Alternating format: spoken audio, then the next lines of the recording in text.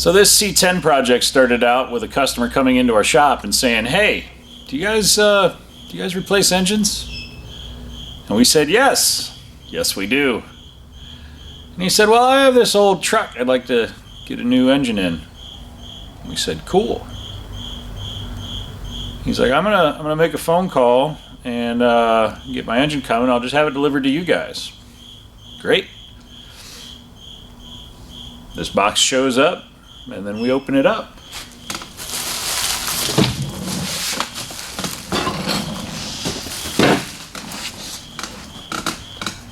Now what you're looking at is a Skip White Stage 2 383, 503 horsepower, roller cam, turnkey engine. It's already got the belts on it, the accessories are on it, the distributor's in it, and the carburetor's sitting around here somewhere. So I really like this customer because he actually got us a really nice engine for this truck. This is going to be fun.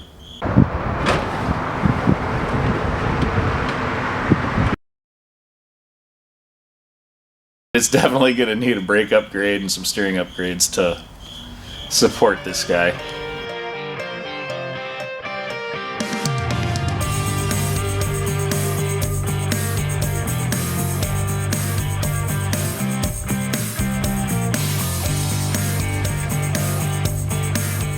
Now I gotta admit, that's a pretty nice package right there.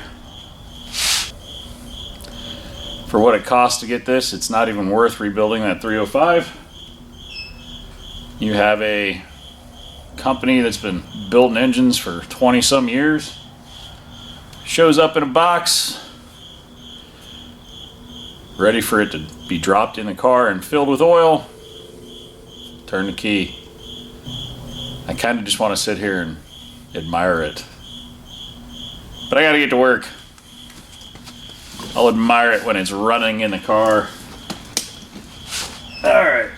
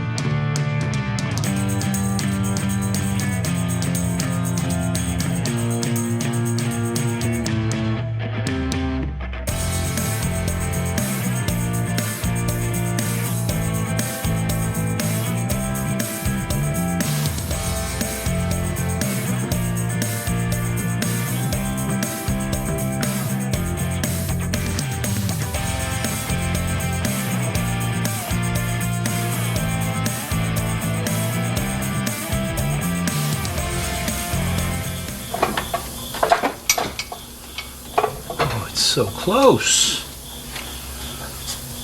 That's gorgeous.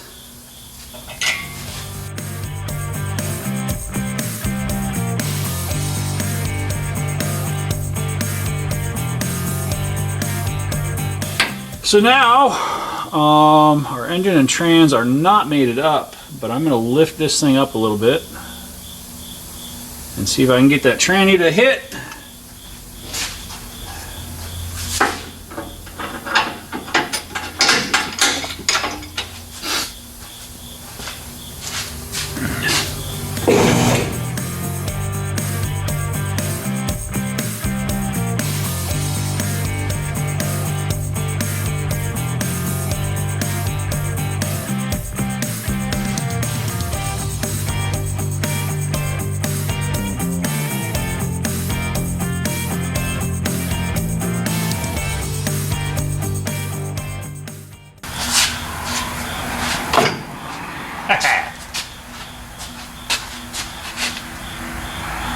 That's awesome.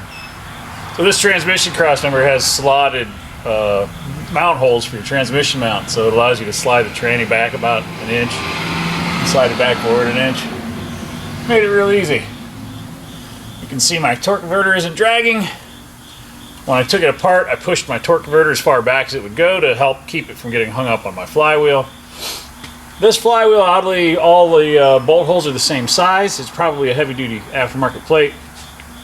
Most of the factory ones have one hole of the three that your torque converter goes into that is oblong instead of round, and you always want to put that bolt in first, tighten it down, and then the other two bolt holes will line right up. This one's a different style, so I will install all three torque converter bolts loosely, and then I will roll it around again and lock them down to torque. So now I'm going to put in my bell bolts, my torque converter bolts. He actually has a new dust shield for the transmission, but I'm not going to put that on yet. And then I can basically be done under here as far as the engine and transmission are concerned. I do need to get an electric fuel pump and wire that into this because the engine manufacturer recommends a electronic fuel pump instead of a mechanical fuel pump. They feel that it delivers a more consistent fuel pressure, so okay, I'll go with that. If that's what you guys want, that's what we'll put in. So let me grab my bell bolts and my motor mount nuts and get some of these nuts and bolts back on here.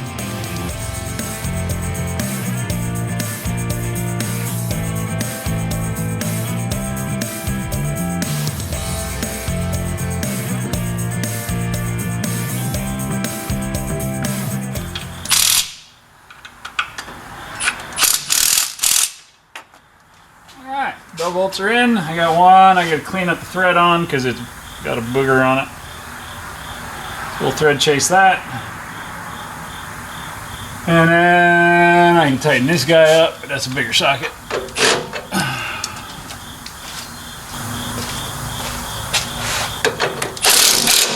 That guy's tight. I can probably transfer my cooler line holding bracket over from the other engine. And this fits nice. Had plenty of room for an oversized oil pan, but that's okay. Maybe I'll even get headers in here today. See how far I can get.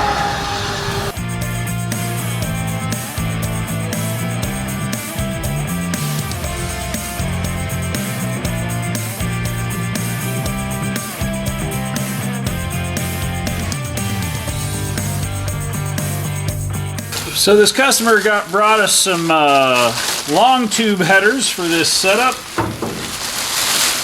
We went with the Jegs stainless steel ones. Long tubes for the C10 truck. They look pretty good. See if we can slip these guys down in here. Or if I'll probably have to put this in from the top. Or from the bottom, put it up and in. I pulled the spark plugs out because I figured they would be in my way, and they will be.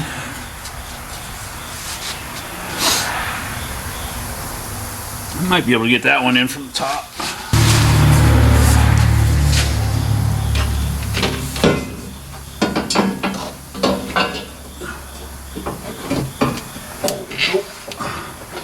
I have to do that one from the bottom too.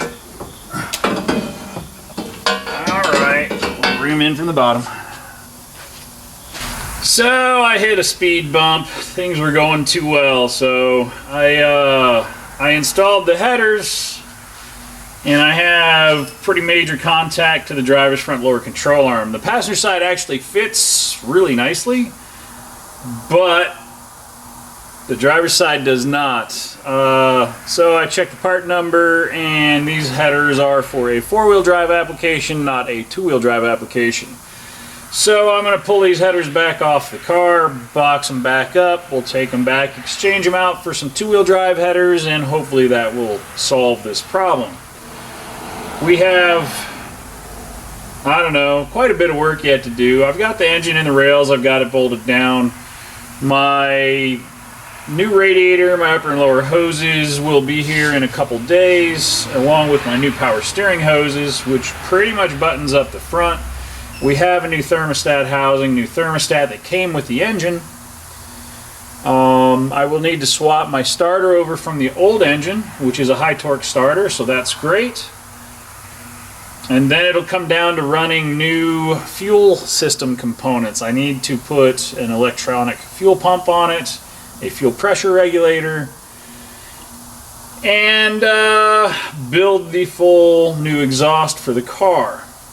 After that, we'll have a discussion with the customer about the front end suspension components. As you saw earlier in the video, they're in a little bit of need of some attention, and we'll keep moving forward.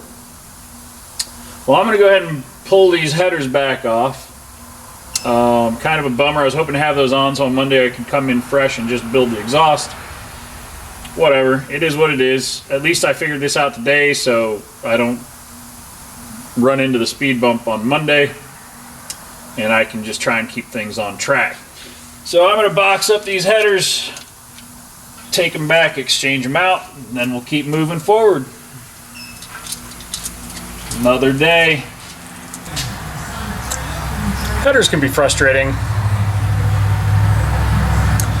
I was lying on my back trying to put headers on a car, I would hate life right now, because the headers that are supposed to fit this truck don't. So the customer brought this truck to us with a set of headers that are supposed to fit this vehicle. They do fit it if it was a four-wheel drive, but because it's a two-wheel drive, these headers hit the control arm right here, and I can't remove the control arm for clearance, and I can't completely relocate a header tube, and it kind of defeats the purpose of cutting apart a header and welding it back together when I bought a pair of headers that are supposed to fit the truck. So no big deal. We did some research, found another set of headers that fit the truck, or at least they're supposed to fit the truck, and they do actually fit the truck. Those are Hedman Headers that we have sitting over here. We've actually already put those back in the box, because while they do fit the truck, this truck is aggressively lowered, like 4-inch spindles in the front and an axle flip in the back, which is probably close to 6 inches. So this truck is aggressively low, and the long tube headers come down and out right about here. So if this thing hits a bump, it's just going to knock the exhaust off the car, because the exhaust is hanging way down low under the car. So because this is a revving engine, I want to have a longer tube header, and I don't really want to use shorties, because I can use shorty block hugger headers and they'll fit fine, and they'll come out right up here, and then they'll do a tight 90 degree, and then they'll go back and my mufflers will be there, and that'll work. But I still want something a little longer than the shorties. So after looking at this, I found a couple things that I want to address. One is the transmission yoke.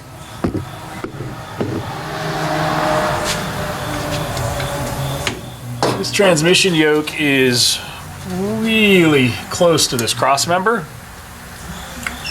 So I'm going to put a shim in between the motor mount and the cross member to lift up my transmission. When my transmission rotates up, it's going to give me the clearance that my distributor needs against the firewall, because my distributor is really close, and actually the old distributor was rubbing against the firewall. When I shim this tail shaft up, it'll take that distributor away from the firewall. So that's a plus. And I'm hoping it will also rotate my headers up enough that I won't have to do any aggressive frame trimming to clearance the headers. Now the headers I think I'm going to end up using are actually, they're not really a long tube, but they're also not a short tube. They're like a mid-length header. They're designed for the CK trucks, Chevrolet 1500, 2500, 3500, 350 V8 trucks from 1988 through 99. And I've used these headers on some other stuff. But this gets my header outlet, my collector is up above my scrub angle, which is about here, my scrub line, which my scrub line is, if the truck has a flat tire, what's going to hit the ground. And on this truck, if this thing gets a flat tire, it's actually going to be grinding on the lower control arm. It is that low. So I think with these collectors at this location, and the one over here is actually much higher, the passenger side header on all of these headers actually fit really well, other than the long tube headers being too low. But that is what it is. So I will probably go ahead and put my shim in here, get my drive line sitting in a position that I like it the best, and then I will figure out where I want to trim my frame rail for a good, preferably a 1/4 inch. I'd like to see a 1/4 inch of clearance between the header tubes and the frame. That way when the engine's moving and getting loaded, getting angry and moving around in there, it won't be banging the headers against the frame rails. So that's the next piece of the puzzle. I will probably cut these 3-bolt flanges off and put V-band clamps on them, just because they seal better. While this 3-bolt gasket flange has been around since the dawn of headers, now the V-band clamps are out. I much prefer V-band clamps. They're easier to use, they're reusable, they don't leak, they don't fail. I just like them better. So I'll probably end up doing V-band clamps on it. This customer did bring me all stainless steel exhaust tube and mufflers, so I will be TIG welding this all together. So with that, I'm gonna get busy. Got stuff to do.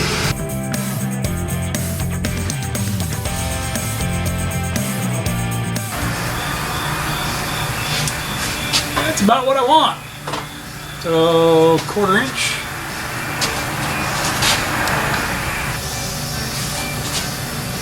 The added bonus to that, where's my level at? It's a lot better. A lot better ground clearance. Let's get some shims in there.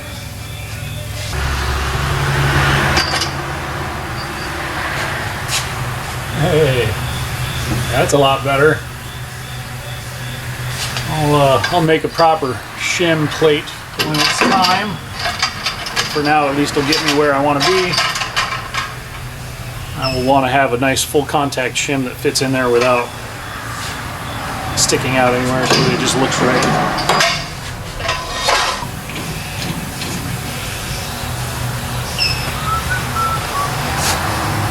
I'm kind of thinking it might need a transmission mount. Yep. Needs a transmission mount too. That's great. All right. So we'll get a transmission mount coming for it. All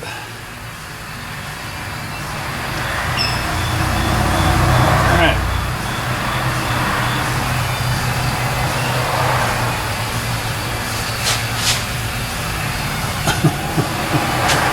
That's funny.